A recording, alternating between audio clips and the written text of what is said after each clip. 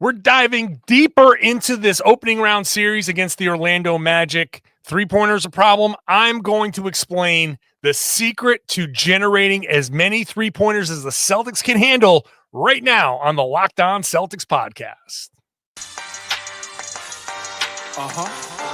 Yup. Being down, be ever ready. Recognize the city of champs. Back to back, if I say it, it's stamped. Locked on number 19, the best one, the next one. Juice loose in your pool now for the next run. It's the C's, who else could it be? What they gon' say now? Screaming like JT, Karalis, recap the madness. Every game, every practice. Best daily pod, no cap like Brad Beckett. Clutch like Drew to KP, tap in daily. Primetime dapping D White on the sideline. Raining Jayson, how it started, raising business, how we finished. Locked on Celtics pod, home of the winners. Hey there, welcome back to the Locked On Celtics podcast right here on the Locked On Podcast Network. It's your team every day.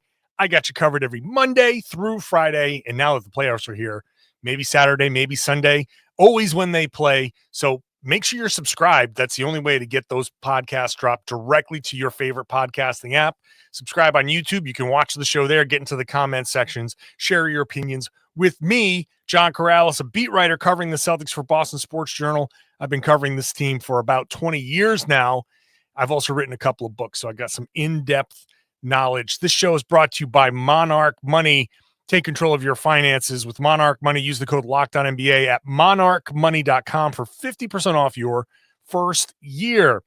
Obviously, the big story here is the Celtics get prepared for round one against the Orlando Magic. If this is your first time listening to the show, thank you. Every day, as you know, that I've been breaking down this series all week long since we've known about it. We had a preview yesterday with Philip Rossman-Reich of Locked On Magic. After we found out that it was going to be the Orlando Magic, Tom Westerholm jumped onto the podcast to talk with me, and now I got Tom Westerholm again. It's me. To talk with me. It's Tom. It's a me. It's a Tom. Yeah. Hello there, Tom. Tom's work can be found on boston.com. Tom, are you sweating this out? Are you nervous? This is the Orlando Magic. Are you?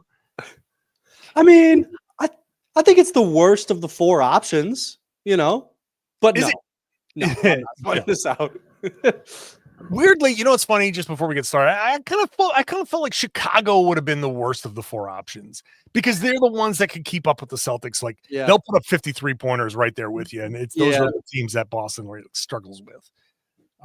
But that's neither here nor there because Chicago got bounced. Yeah, all that work Chicago did to not tank just to lose that first play-in game. What are you doing, Chicago Bulls? Nobody knows. The Chicago Bulls don't know. Who knows? They really don't know. They have no idea. You gotta kind of. I feel bad for their fans because it's like, oh man, that's such a tough position to be into. Total middle ground. Mediocrity? Oh God, it's like the worst place to be. And just like not knowing, like, do I want them to lose? Do I not want? Leave. Like, yeah, this is about the time you can only go through so much before you're like, okay, fine, just lose, just do it. And this should have been the one because Cooper Flag's that guy. Like, you should have been losing. Should have been the one. What are you doing? Ugh. It's funny. I was listening to Zach Lowe and Michael Pina, and it was a good podcast, by the way. Shout out to Zach Lowe and Michael Pina. Shocked that those two guys produced a good podcast. Yeah, no kidding. Oh God, they did a good podcast. Wow. So yeah, it's like 2 hours, and like I shouldn't be promoting an opposing podcast, but it was good. And like one of the first conversation was sadder season, Sacramento or Chicago, and it's like, oh no.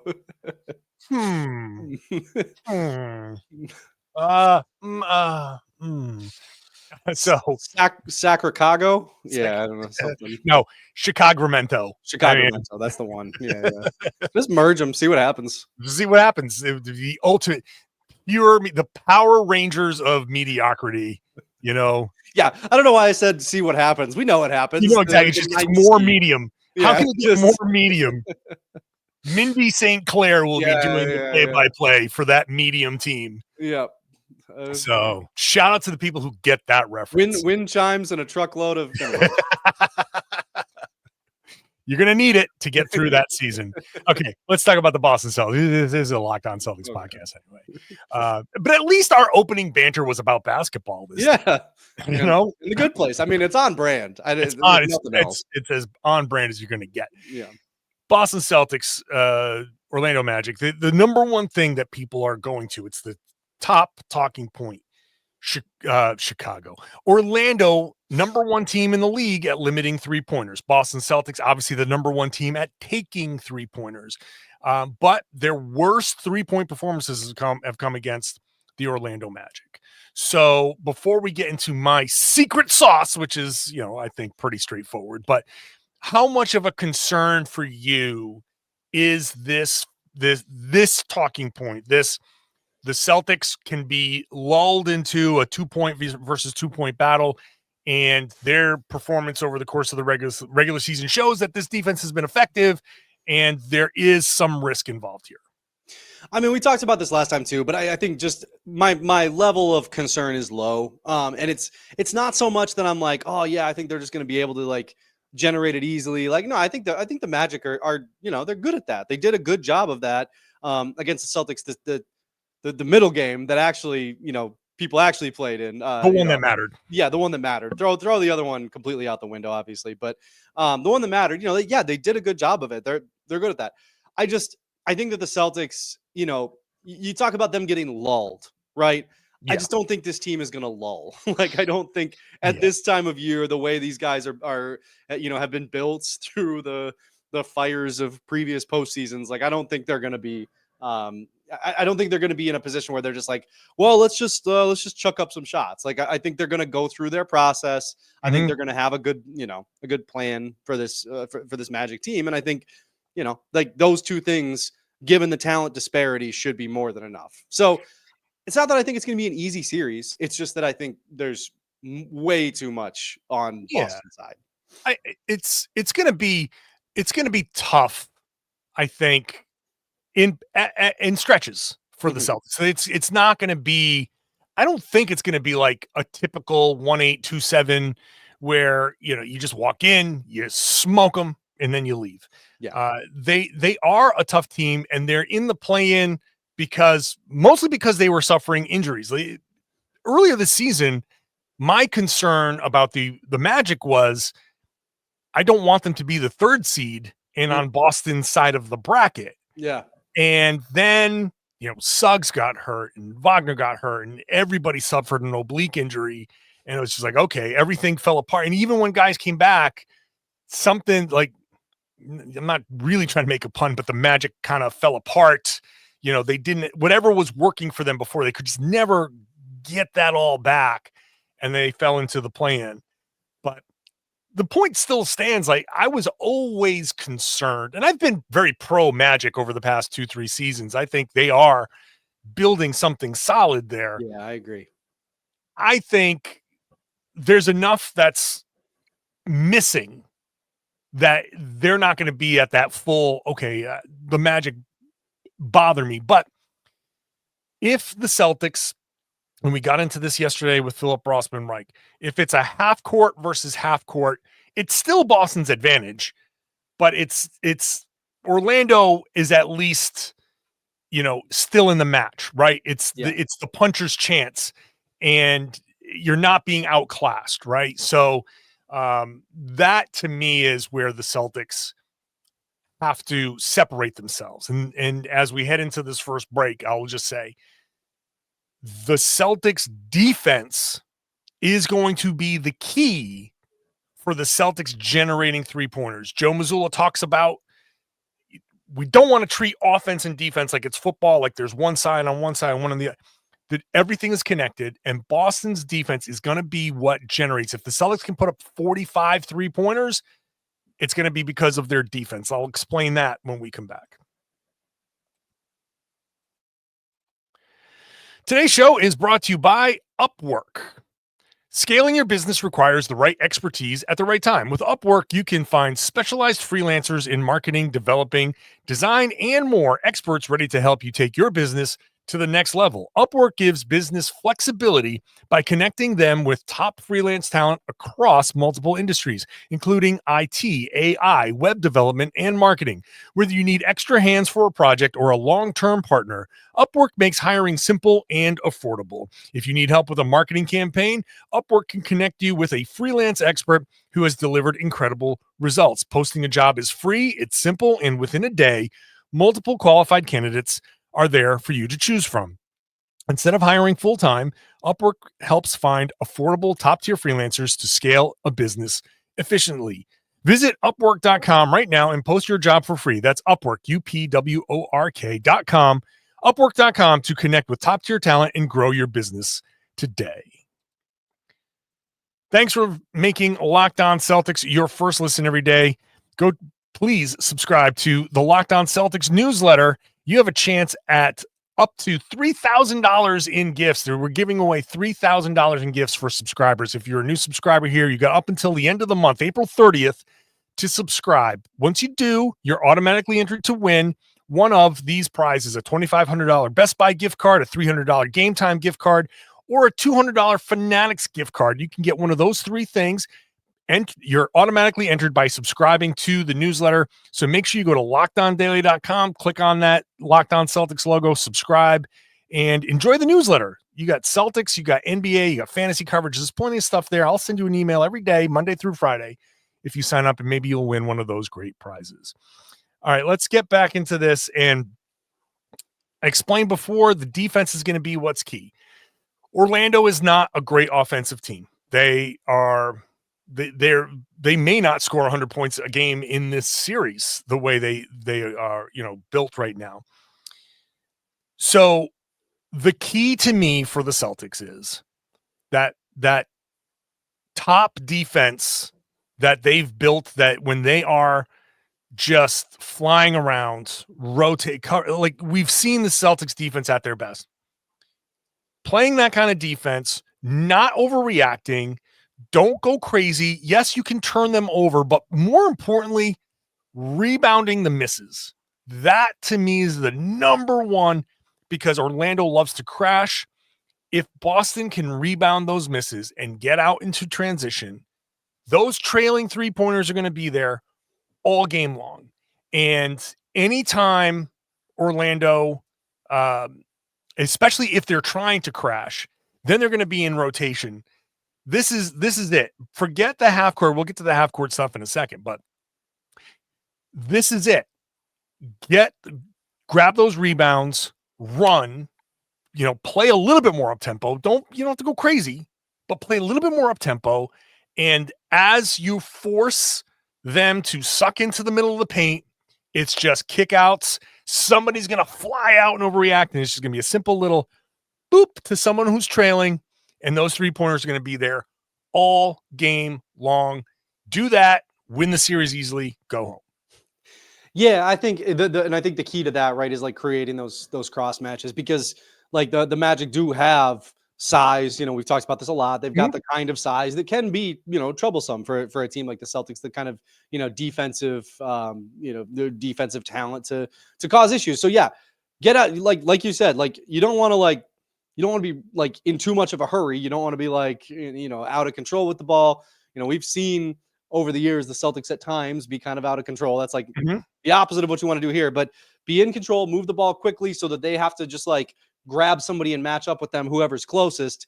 And then, then start trying to create those mismatches and the 2-on-1s and all that stuff that the Celtics really like to do. And I think, when you look up and down like the Celtics roster, I think that the number of creators off the dribble that they have now is really going to lend itself nicely to being able to control this series, right? Like I think, it's not just going to be like, okay, Tatum, go do whatever you got. They've got the requisite ball handlers to make this happen, even if they do decide to go big. I think Al Horford plays a big part of this series, because then if you've got Horford, you can go double big. You've got a big who can grab the rebound and run it himself. Like I think that kind of thing is going to be really helpful here. I think being able to grab and go is going to matter quite a lot. So for the reasons that you laid out. So I think I think you're right. I think get the stop, get the rebound, get out, that type of thing is going to be really helpful here. And the double big is a good point to bring up, because I think that's where we get into the half court issues against the Magic. That's where I think the Celtics can really make things difficult, because you're going to have to figure out a way, if you're Orlando, like what are you stopping? And are you really taking away the paint? Okay, sure. There's going to be size everywhere, and you're going to have to put a small somewhere. So does that just turn into drive, kick, Porzingis posts up a mismatch and you dump it in there? Do you just attack the mismatch, drop it into Porzingis and have him pass out of that? Do you have Tatum posting up and drawing people in and passing out of that? There are a number of different ways, but to me, I think the key to the Celtics, we talk about pace, and the pace numbers that you see in on the NBA stats page or something like that tells you about possessions, but the Celtics can play quote unquote slow in terms of possessions, but play with great pace, which is starting your offense early in the shot clock, getting the ball up, in 6 seconds, that should be plenty of time, and immediately getting into an action and starting your attack early. And then it's drive, like I said, drive, kick, attack. It's just, you ever see like the old videos of how they built railroads, and there's 4 dudes with big like mallets like hammering in that railroad spike, and it's just boom, boom, boom, boom. It's 4 dudes just hammering at it, and it's like, once that guy goes, I go, boom. And it's that type of attack. It's just drive, boom, kick, next guy, drive, boom, kick. Somebody is going to make a mistake in that Orlando defense. Somebody somewhere, especially when there are mismatches, because if Cole Anthony, let's say, finds himself against Kristaps Porzingis, he's going to be like, scram me out of this. Somebody come over. Yeah. And once you do that and somebody moves, then boom, there's an opening there. So it's, to me, in the half court, it's just be patient, but also play with that pace, and you'll drive that stake through Orlando's defense and you'll crack it. Yeah. Well, and that again, that just keeps coming back to the talent disparity, right? Like, it's like, Yes. yeah, the Magic they're a good defensive team, and good defensive teams are troublesome in the playoffs, right? Like I keep making fun of the Mavericks here, but like that was why last season picking the Mavericks made no sense in the finals, because like there were at least 2 guys the Celtics could target. And like it is tough to play a good defensive team in the playoffs. The problem is that this is a generational Celtics team that has, Jayson Tatum, Jaylen Brown, Kristaps Porzingis, Derek White, Drew Holiday, Al Horford, yada, yada, yada, Peyton Pritchard in a pinch, whatever. This is not a Celtics team that just being a good defensive team is going to be enough against. Yeah. I think, I mean, who knows? Like, in a week where we're talking, we're like, man, I can't believe that happened. It'll be because the Magic are a good defensive team, if that's where we're at. But yeah, I just think like you look up and down the Celtics roster, it's like everything that you mentioned. It's like, okay, I mean, if Tatum gets the ball in the post and somebody has to come help, it's like, okay, that's one option. If Porzingis gets the ball in the post, they're going to have to scram out of that. That's another option, and then that guy passes out of that. And now all of a sudden it's like, okay, does Tatum have a mismatch on the perimeter? There's just so many things that you have to think about with the Celtics. And that's true no matter how good your defense is. Orlando's is pretty good, but it's not like, would you rather have Orlando's defense or Boston's offense? I think that's an easy answer, That's right. There's 24 seconds on the shot clock. And what will end up happening is the Celtics will play at what the box score will say it's a slow pace. Yeah. But make Orlando defend all 24 seconds. And the one thing, I forget who said it over the course of the regular season. Somebody in the regular season, might have been Doc, was saying like, these guys, they never get rattled. It doesn't matter. They'll just keep going with their offense. Doesn't matter. 5 seconds on the shot clock, 2 seconds on the shot clock. There could be 2 seconds on the shot clock and someone will have the ball at the elbow and make an extra pass. Yeah. And we'll sit there and be like, oh man, they're throwing grenades. but everybody's willing to make that one extra play, and they've got some of the best grenade shooters on the team, man. Like Derek White will catch and shoot like nobody's business. Sam Hauser and Baylor Shireman don't even need to bring the ball down. No. So we can call it grenades all you want, but the Celtics are patient, and if there's 2 seconds on the clock and there's one more pass to make, they'll make it, and it's cool. Like no one's worried about that. So do that to Orlando. Don't worry about the shit. And even if you have to take a 24-second violation here or there, it doesn't matter so much. Like, just keep working that defense. Make them make decisions and make them stick to their principles. They're a good defense, but they're gonna break. At some point if you keep doing that. Yeah, for sure. Like, I think it's interesting, right, to talk about. And I know we got to get to a break, but like this point wouldn't make sense on the other side. Like, I think it's interesting to like just tangentially, we talk about like the composure that this team has, and it's like I'm curious, like how much of that is stuff like Mazzulla just saying like, no, you guys work it out. I'm not going to call a timeout. It's like this team has been really coached up to just like be calm about it, like just take your time, do what you got to do. Get things back on track yourselves, it all kind of fits within the general kind of vibe of this team, which is interesting. We'll come back. We'll talk about the rotations and whether should they start their playoff rotations now or stick with the regular season rotations. That's coming up next. Today's show is brought to you by Monarch Money. We've all done this at some point in our lives. We looked at our bank account and go, wait a minute. Where did all my money go? I had more in there, but especially nowadays where it's just click, click, click, online shopping, it's easy to lose track, and Monarch Money can help you. It's your personal CFO giving you full visibility and control over your finances. It's not just a budgeting app. Monarch Money is a complete financial command center that tracks all your accounts, investments, spending in one place. So stop managing your money. Start building wealth. You know how much you're spending on things like, I don't know, food delivery. You can budget smarter and save more. You're not juggling multiple apps. Monarch can help check your finances and do all that stuff in one place. And if you're with a partner, you can put your shared personal accounts in there, set goals, stay on the same page. Money causes stress in relationships. You can try to eliminate that stress with Monarch Money. Take control of your finances. With Monarch Money, use the code LOCKDOWNNBA at monarchmoney.com for 50% off your first year. That's monarchmoney.com, code LOCKDOWNNBA for half off your first year. Thank you for making Locked On Celtics your first listen every day. Go check out Locked On NBA, Locked On NBA Game Night. I've already recorded the show with Jake Madison. We're previewing the Friday play-in games. We made fun of the Sacramento Kings at the top of this show. I make fun of the Sacramento Kings on Locked On NBA too. And we get into some of the things we're excited about in the playoffs. So go check out the Locked On NBA podcast wherever you got this one. Tom, this is a Jaylen Brown-centric kind of topic because the rotations against the Magic, it's a first round, and I know a lot of people on the outside, fans listening to this podcast, not listening to this podcast, there's an attitude that's like, this is basically a regular season kind of, that first round, no need to go 40 minutes for Jayson Tatum or expand everybody out.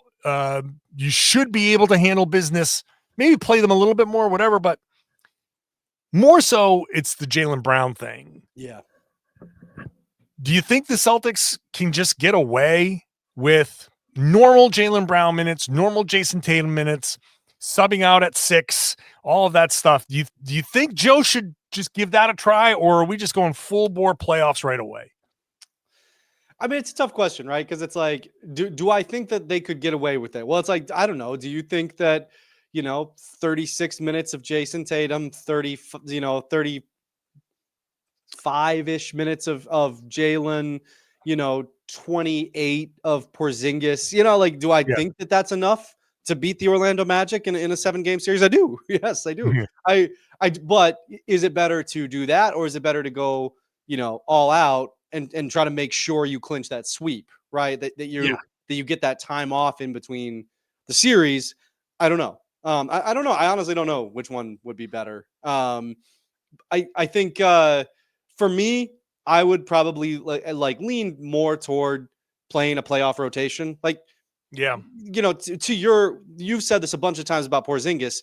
The Celtics need, 20 some odd games from these guys to try to win a title. It's like, can you just go start those now? You know what I mean? Yeah. Take each opponent seriously. Not that they wouldn't be taking them seriously if they were playing them a few less minutes, but just, why take that risk? Like, the Magic are a playoff team. They're a team that, beat you 3 times in the regular season, right? Like they've, this is a relatively serious basketball team. Sure. And a team that early in the year, it was like, man, you would hate to see them in the 3 seed. So yeah, like to me, it's like, take it seriously, go at them, try to beat them, try to get yourself that, do what you need to do to beat them and try to get yourself that time off in between series. So my feeling is, I think we're in a similar place because I think me, John Karalis, I'm like, you don't need to play these guys full. But me channeling Joe Mazzulla, I'm thinking you do not want to send a message to your team that we're doing things, we're taking anybody lightly. It's the playoffs, and this is how we approach the playoffs. We respect the Magic like we would respect the OKC Thunder, and so we're going at them. And you go at them with full playoff minutes. And if there is a place to save playoff minutes, you do it in the fourth quarter. Right. When you're up 30 or, you push it to 30. Like if you can do that, then great. Then you can sit your guys and, save some minutes that way. The only difference might be maybe you keep Jaylen on the minutes restriction if possible. And you just kind of read the game. I think maybe you read that first quarter. It's like, is it going all right? Are we doing okay? Okay, we can take Jaylen out early, get him a little extra time.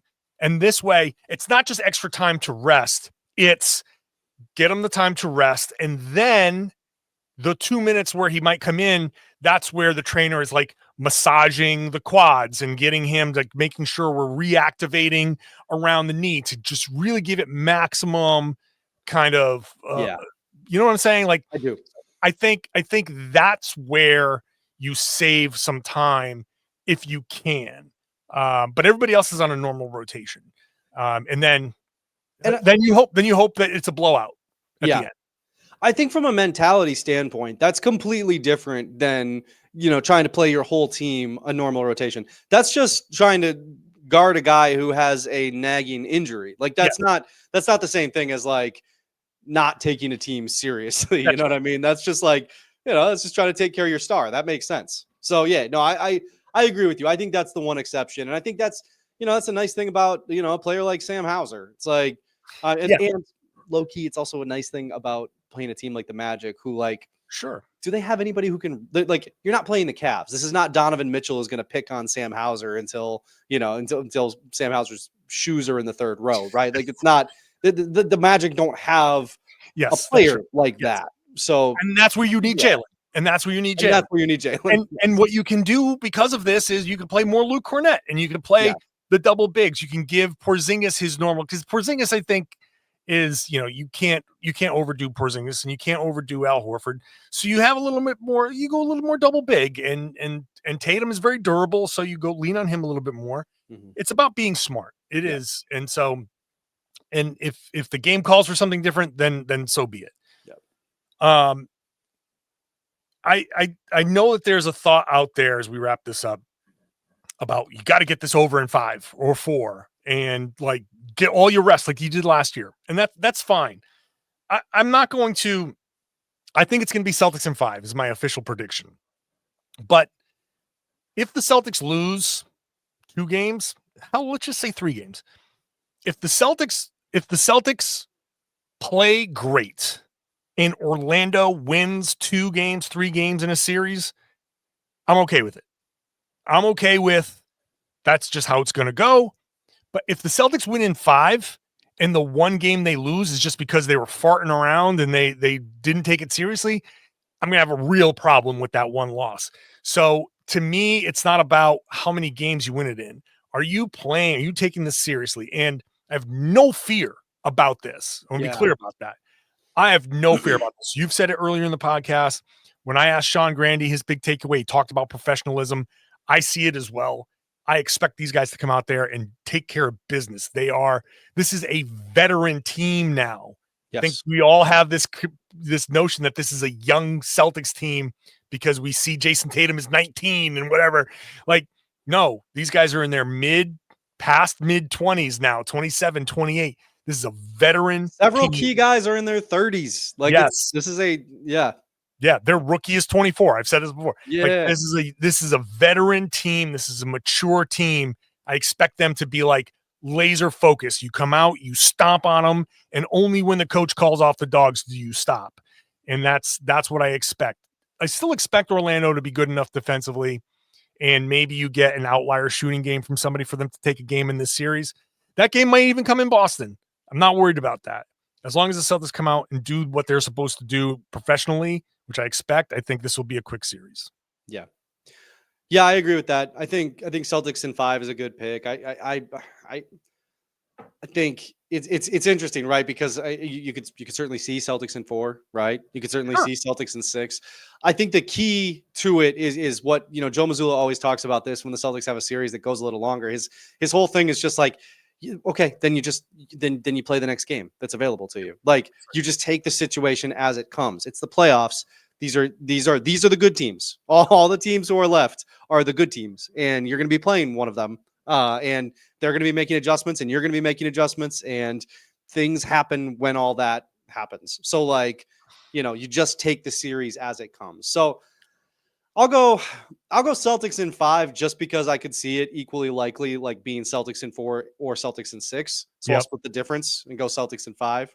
But yeah, I think that this Celtics team is far too good to be, for us, you and me and fans, to be concerned about the Magic. I think Joe Mazzulla probably hasn't slept in 3 weeks.